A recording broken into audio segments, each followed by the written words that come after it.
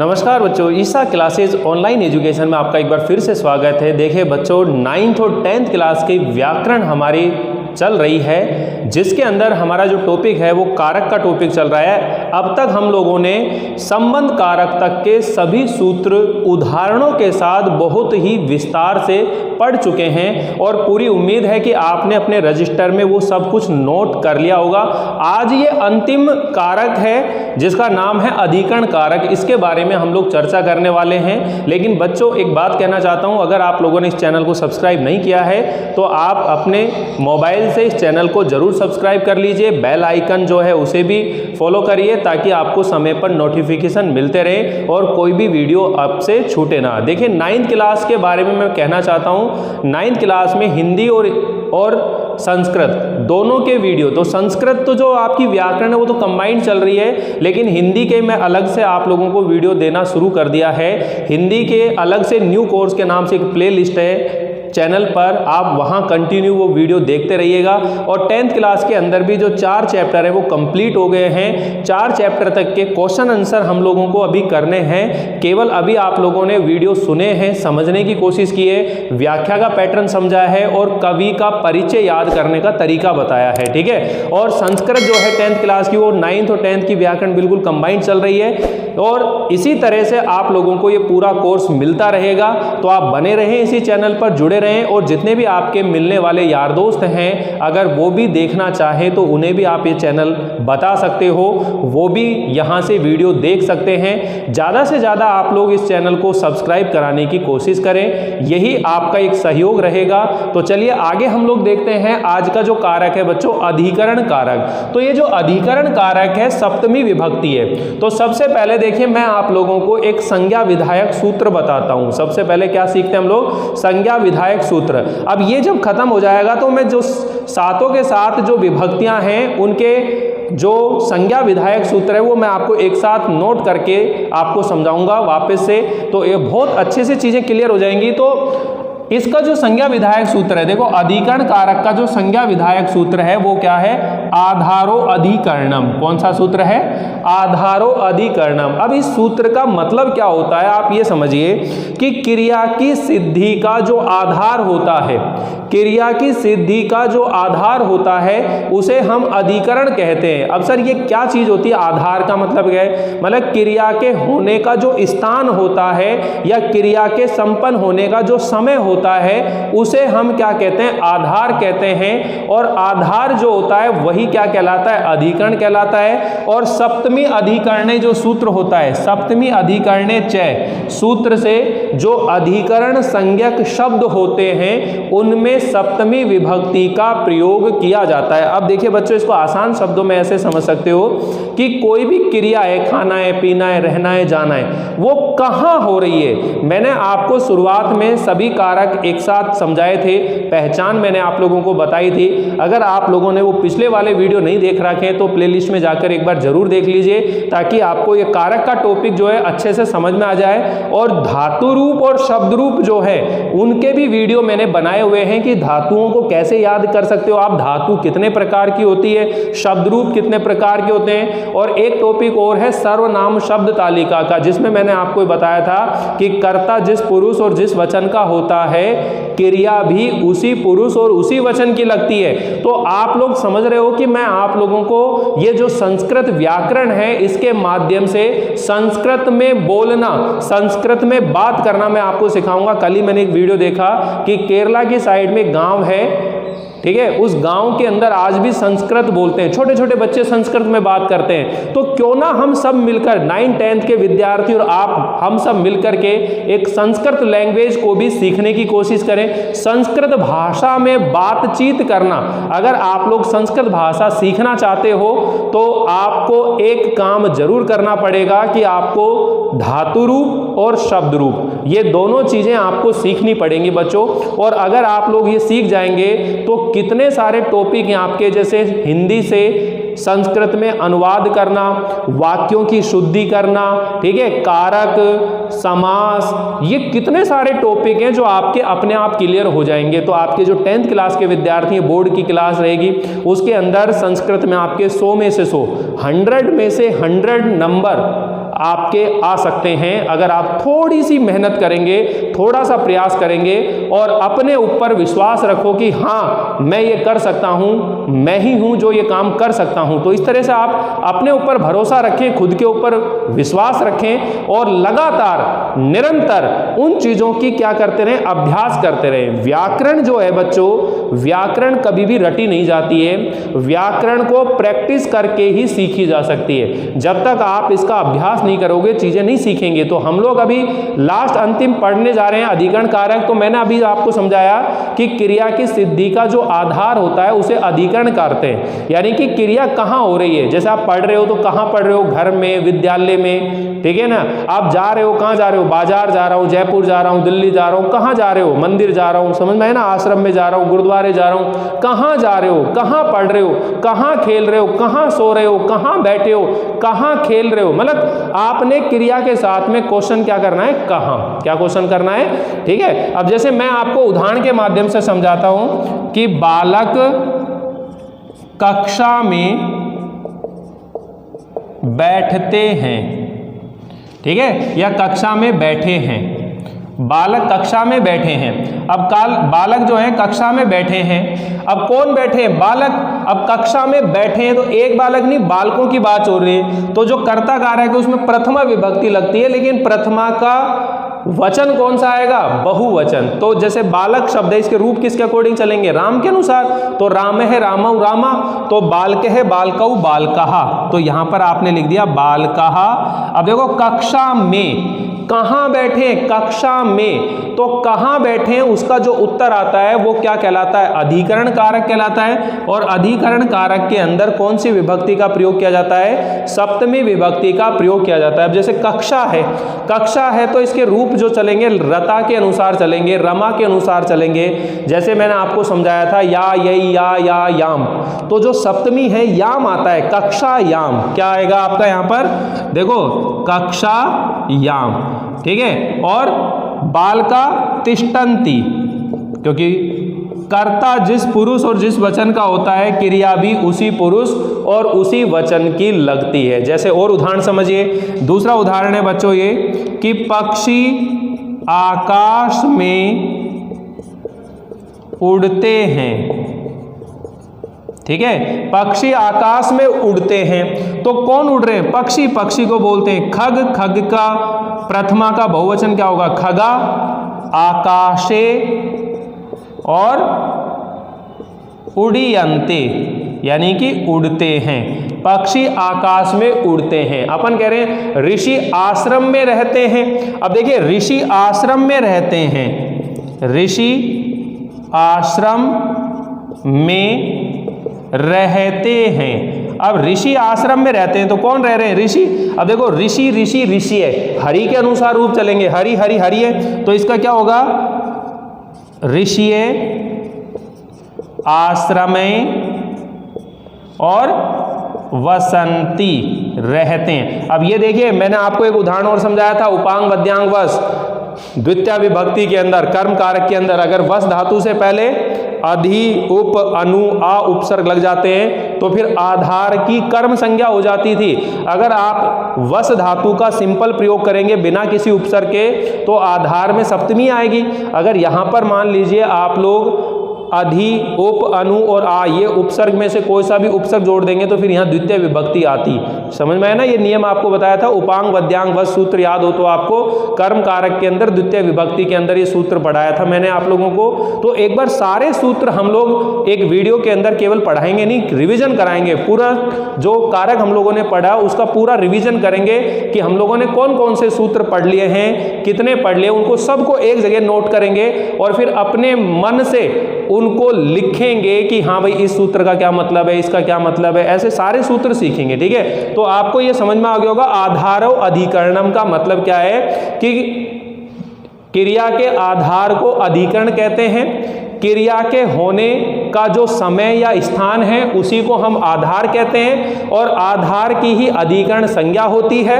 और सप्तमी अधिकरणे च सूत्र से अधिकरण संज्ञक शब्द में सप्तमी विभक्ति का प्रयोग किया जाता है। ये मैंने लिखा इसलिए आप लोगों के लिए ताकि आप रजिस्टर में जब लिखो तो आपको लिखने में आसानी हो। तो एज इट इज आपको लिखना है, जो बातें मैंने लिख रखी है यहाँ पर पूरा इसी तरह से नोट करना है आप लोगों को।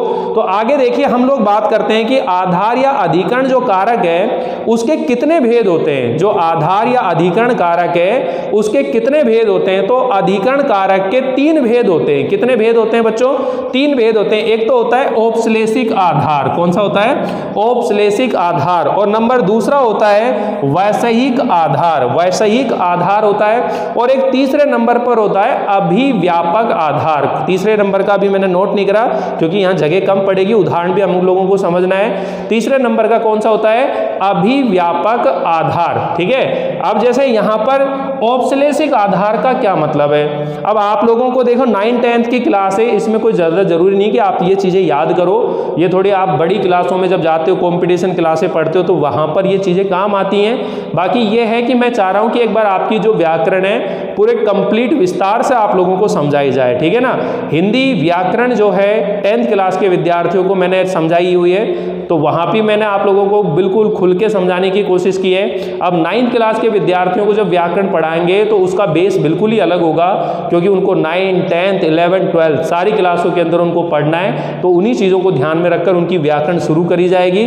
फिलहाल 9th क्लास के आप लोगों को एक वीडियो मिल रहा है जिसके अंदर मैंने आप लोगों को हिंदी भाषा का परिचय बताया है। ठीक है। और हिंदी साहित्य का जो काल विभाजन है उसको मैंने आपको समझाया है। ठीक है। तो अब देखिए औपश्लेषिक आधार का मतलब क्या है कि जहां आधार और आधे का भौतिक संयोग प्राप्त होता है। तो बच्चों ये मतलब क्या है? आधार का मतलब तो समझ गए, और आधे का मतलब है जो उस आधार को करने वाला है, जो उसका ध्येय है। ठीक है ना। और उसका भौतिक संयोग का मतलब क्या है? उसके साथ कोई ना कोई संसर्ग होगा, जुड़ाव होगा। जैसे मैं यहां पर कह रहा हूं कि वानर वृक्ष पर बैठता है। वानर वृक्ष पर बैठता है, तो ये वानर का जो भौतिक संयोग क्या है? वृक्ष है। ठीक है। ये वानर जो है वृक्ष पर बैठ रहा है, तो यहां पर देखो क्या लिखेंगे? वानरः वृक्षे तिष्ठति। वानर वृक्षे तिष्ठति, वानर वृक्ष पर बैठता है। ठीक है। अगर इसी चीज को अपन ये कहें कि वह पतीली में भोजन पकाती है, वह पतीली में भोजन पकाती है, तो सा स्थाल्याम भोजनम पचती, वह थाली में भोजन पकाती है। तो वह भोजन पकाने का आधार क्या है? उसका थाली है, पतीली है। स्थाल्याम भोजनम पचती। ठीक है। पकाना का जो धातु है जिसका मतलब क्या है? पचती। तो यहां इसका मतलब ये हुआ बच्चों कि जब आधार और आधे का कोई भौतिक संयोग होता है तो उसे हम कहते हैं औपश्लेषिक आधार। क्या कहा जाता है उसे? जहां आधार और आधे का भौतिक संयोग प्राप्त होता है उसे हम कहते हैं औपश्लेषिक आधार कहते हैं। वानर वृक्ष पर बैठता है, वानरः वृक्षे तिष्ठति। अब देखो इसमें और इसमें अंतर करोगे तो दोनों का अंतर समझ में आ जाएगा। ये क्या कह रहा है? वैषयिक आधार है। नंबर दूसरा कौन सा है बच्चों? वैषयिक आधार है। अब ये वैषयिक आधार क्या है कि किसी विषय से संबंध रखने वाला जो आधार होता है उसे वैषयिक आधार कहते हैं। किसी विषय से, जैसे मान लीजिए वैषयिक आधार का मतलब क्या रहता है? जैसे मान लीजिए मेरी व्याकरण में रुचि है, मेरी व्याकरण में रुचि है। ठीक है ना। तो मम व्याकरणे रोचते। ठीक है। मम व्याकरणे रुचि, तो मेरी व्याकरण में क्या है? रुचि है। अब यहां पर देखो क्या कह रहा है ये? मम व्याकरणे रुचि। मेरी व्याकरण में क्या है? रुचि है। मेरी व्याकरण में क्या है? रुचि है। अपन ये कह सकते हैं तुम्हारी शिव में भक्ति है। तुम्हारी, अपन यूं दूसरा वाक्य देखो, तुम्हारी शिव में भक्ति है। ठीक है। शिव में भक्ति है, तो तब मतलब तुम्हारी शिवे भक्ति अस्ति। तुम्हारी शिव में भक्ति है। यानी कि जब किसी विषय से संबंध रखने वाला आधार होता है तो उसे हम वैषयिक आधार कहते हैं। तो कुल मिलाकर ये सारी जो बातें हैं, आप 9th-10th क्लास के विद्यार्थियों को तो इतना ध्यान रखना है कि जहां पर क्रिया हो रही है, आपने तो हिंदी का जो सेंटेंस है उसकी संस्कृत बनानी, तो आप ये समझ लीजिए क्रिया के होने का जो स्थान होता है और जो समय होता है वो क्या कहलाता है, वह कहलाता है आधार। और आधार की क्या होती है, अधिकरण संज्ञा होती है। और जिसकी अधिकरण संज्ञा होती है सप्तमी अधिकरण्य सूत्र से, उसमें सप्तमी विभक्ति का प्रयोग किया जाता था। तो ये 1 नंबर औपश्लेषिक आधार, दूसरे नंबर पर वैषयिक आधार, और जो तीसरे नंबर का है बच्चों उसे मैं यहां नोट कर देता हूं। तीसरे नंबर का जो है जिसका नाम है अभिव्यापक आधार। क्या है, अभिव्यापक आधार। अब ये अभिव्यापक आधार का मतलब क्या होता है, जो सभी अवयवों में व्याप्त होता है। जो सभी अवयव मतलब जो सभी के अंदर जुड़ा रहता है, जो सभी के साथ जुड़ा रहता है, ठीक है ना। तो सभी अवयवों में व्याप्त, सभी अवयवों का मतलब क्या होता है, अंग या शरीर, सभी अंगों में, अवयवों में व्याप्त होने वाला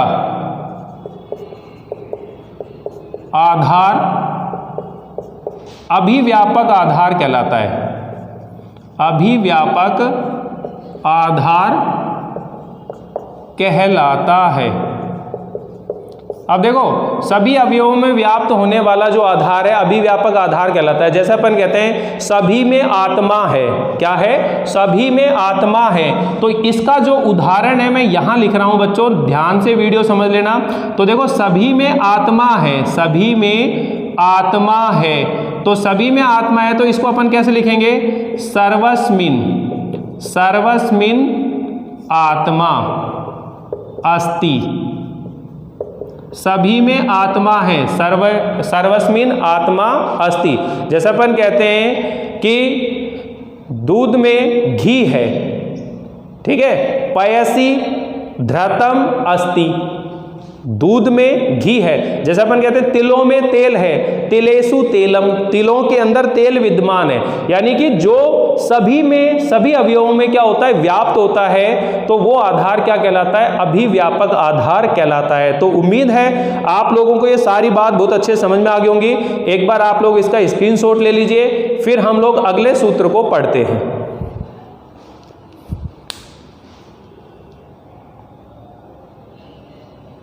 हाँ तो बच्चों अभी देखिए, ये अगला सूत्र है यस्य च भावेन भाव लक्षणम। अब इसका मतलब क्या है कि जब किसी वाक्य में, अर्थात जब किसी वाक्य में एक क्रिया के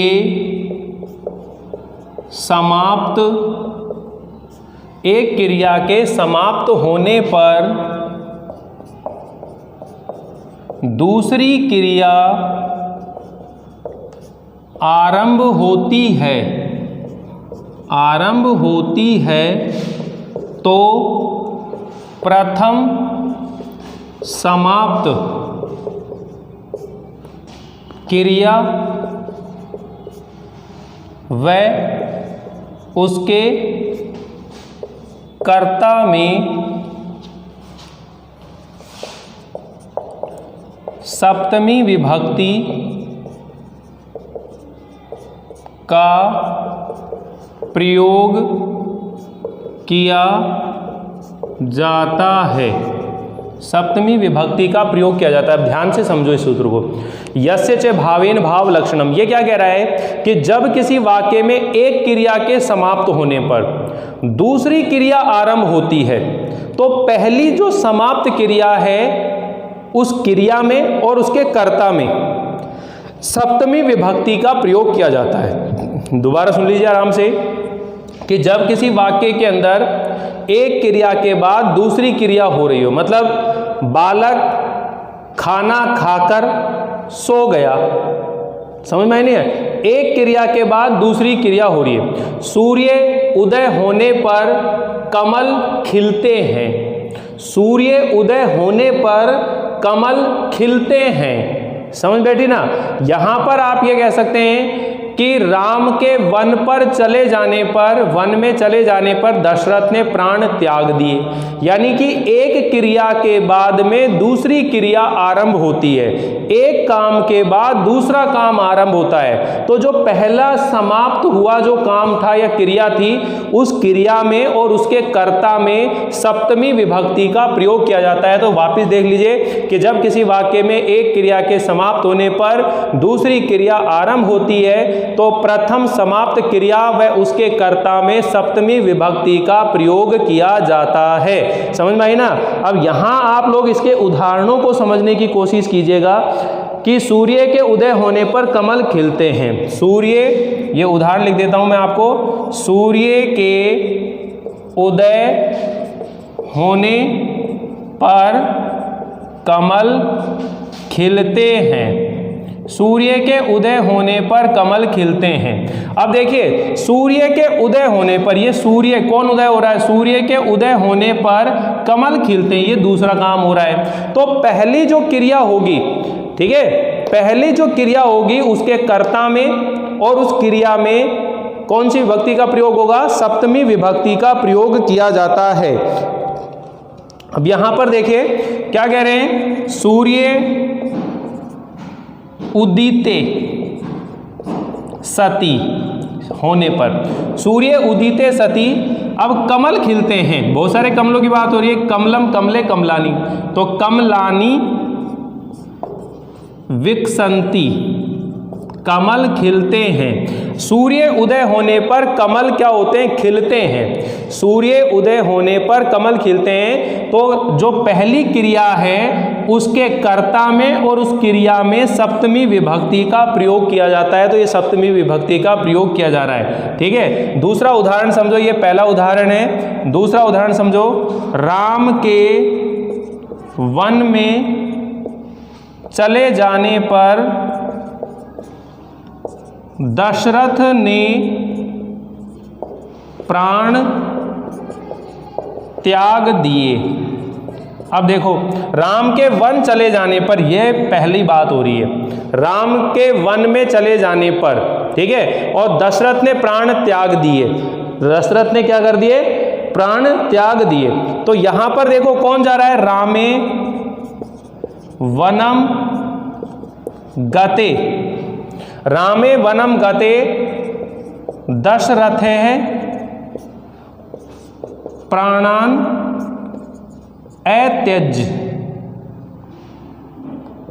अत्यजत, यानी कि उन्होंने प्राण को त्याग दिए। तो ये और ये सप्तमी विभक्ति लग रही है। यानी कि जब किसी वाक्य में एक क्रिया के समाप्त होने पर दूसरी क्रिया आरंभ होती है, तो पहली जो समाप्त क्रिया है उसके कर्ता में और उस क्रिया में सप्तमी विभक्ति का प्रयोग किया जाता है। तो आप ये ध्यान लीजिएगा, ये सूत्र पूछा जाता है, यस्य च भावेन भाव लक्षणम। इस सूत्र के योग में कौन सी विभक्ति का प्रयोग किया जाता है, तो सप्तमी विभक्ति का प्रयोग किया जाता है। तो आप लोगों को एक क्लियर है, एक बार स्क्रीनशॉट ले लीजिए, फिर अगले सूत्र के बारे में हम लोग पढ़ते हैं।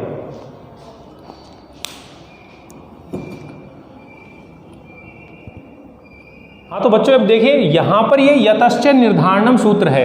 इस सूत्र का मतलब क्या है कि यदि जाति, गुण, क्रिया एवं संज्ञा के द्वारा जिस समुदाय से एक भाग को अलग किया जाता है, तो वहां उस समुदाय वाचक शब्द में षष्ठी विभक्ति या फिर सप्तमी विभक्ति का प्रयोग किया जाता है। आपको ये लाइन समझ में नहीं आ रही हो तो इसको मैं अर्थात करके सामान्य शब्दों में लिख देता हूं। अर्थात जब किसी वाक्य में अनेक में से किसी एक की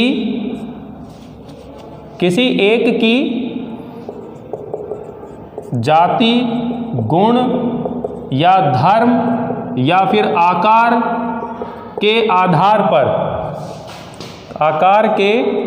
आधार पर तुलना की जा रही हो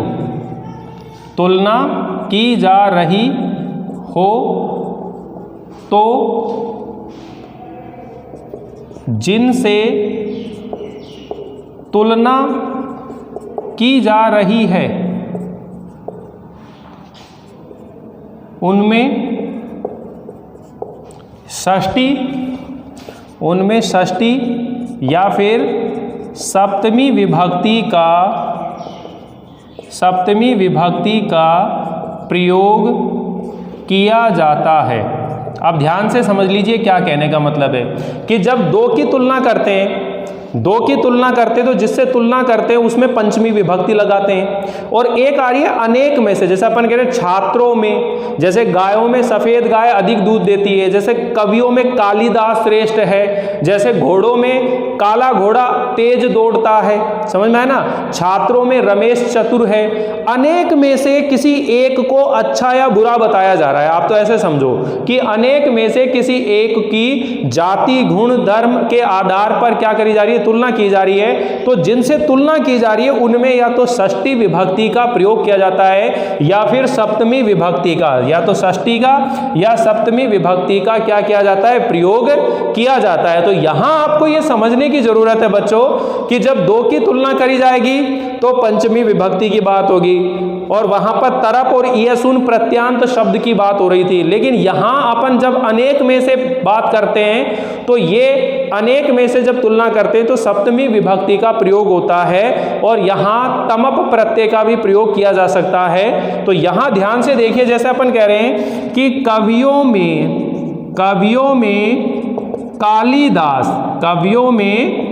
कालिदास श्रेष्ठ हैं। ठीक है, कवियों में कालिदास श्रेष्ठ है। तो किसके अंदर बात हो रही है, कवियों में से। अब जितने भी कवि हैं वो उनका समुदाय हो गया, तो ऊपर ये लाइन लिख रखी है जिस समुदाय से एक भाग को अलग किया जाता है। तो कवियों का जो समुदाय है उसमें कालिदास को अलग कर दिया गया। तो समुदाय वाचक शब्द में या तो षष्ठी विभक्ति लगती है या फिर सप्तमी विभक्ति का प्रयोग होता है। तो देखिए, कवि नाम या फिर कविषु कालिदास है, श्रेष्ठ है, अस्ति ही। कवियों में कालिदास श्रेष्ठ है। अपन यूं कह सकते हैं छात्रों में रमेश चतुर है, छात्रों में रमेश चतुर है। तो देखो, छात्राणाम या फिर छात्रेषु रमेश है, चतुर है, अस्ति चतुर है। तो यहां पर ये जो षष्ठी और सप्तमी विभक्ति की बात हो रही है, ठीक है ना। अपन यूं कह सकते हैं गायों में सफेद गाय अधिक दूध देती है। ठीक है, तो सफेद गायों में यानी कि गायों के अंदर बात हो रही है। तो धेनु नाम या धेनुषु, श्वेत गाम या धेनु। ठीक है, बहुचीरा मतलब बहुत दूध देती है, बहुचीरा। ठीक है, बस इतना छोड़ देंगे तो ये कंप्लीट हो जाएगा। कहने का मतलब है घोड़ों में सफेद घोड़ा अधिक दौड़ता है। तो इस तरह से जब बात होगी बच्चों, तो वहां पर कौन से सूत्र की बात हो रही है, यतश्चय निर्धारणम। यदि जाति गुण क्रिया या संज्ञा के द्वारा जिस समुदाय से एक भाग को अलग किया जाता है तो वहां उस समुदाय वाचक शब्द में षष्ठी या सप्तमी विभक्ति का प्रयोग किया जाता है। अर्थात जब किसी वाक्य में अनेक में से किसी एक की जाति गुण धर्म आकार के आधार पर तुलना की जा रही हो, तो जिससे तुलना की जाती है उसमें षष्ठी विभक्ति या फिर सप्तमी विभक्ति का प्रयोग किया जाता है। ठीक है, तो आप लोगों को यहां तक समझ में आ गई होगी बच्चों। इसके बाद हम लोग अगला सूत्र पढ़ेंगे। एक बार आप लोग स्क्रीनशॉट ले लीजिए इसका।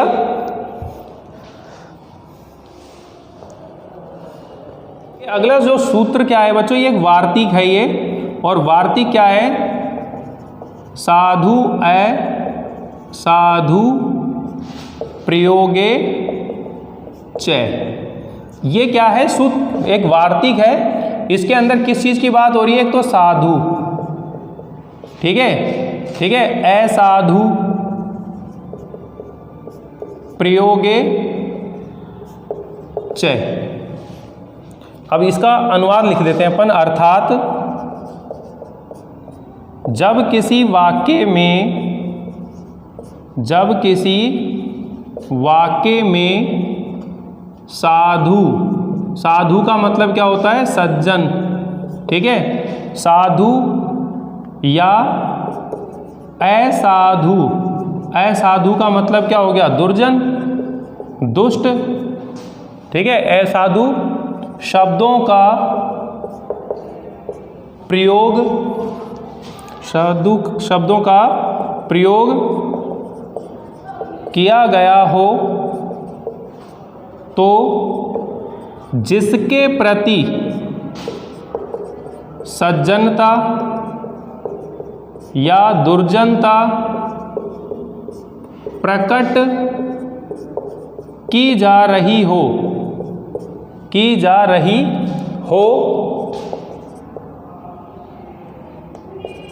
उन शब्दों में सप्तमी विभक्ति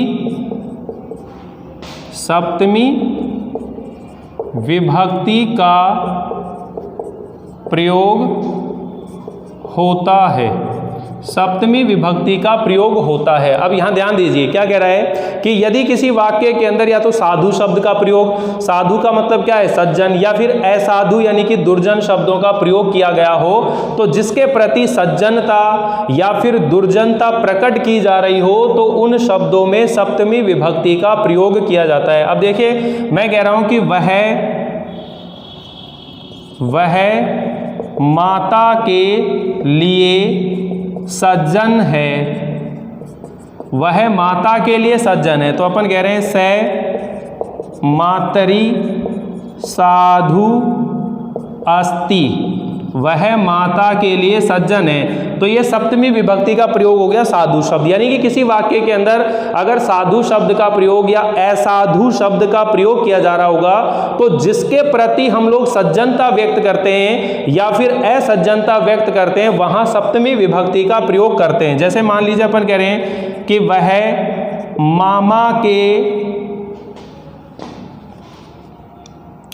मामा के लिए दुर्जन है।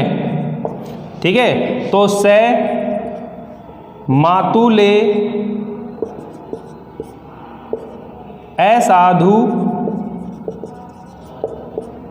अस्ति, वह मामा के लिए क्या है? असाधु है, असज्जन है। इस तरह से आप लोग यहाँ इन चीज़ों के बारे में बहुत आसानी से सीख सकते हो कि जिसके प्रति सज्जनता या दुर्जनता व्यक्त की जा रही है वहाँ सप्तमी विभक्ति का प्रयोग किया जाता है। तो उम्मीद है बच्चों यहाँ तक आपको ये कारक समझ में आ गए होंगे। यहाँ पर हमारे कारक का जो टॉपिक है बिल्कुल कंप्लीट होता है। हम लोगों ने सातों के सातों जो विभक्तियाँ हैं उनके बारे में चर्चा कर ली है। मैंने आपको शुरू से बताया था कि एक कारक विभक्ति होती है और एक उपपद विभक्ति होती है।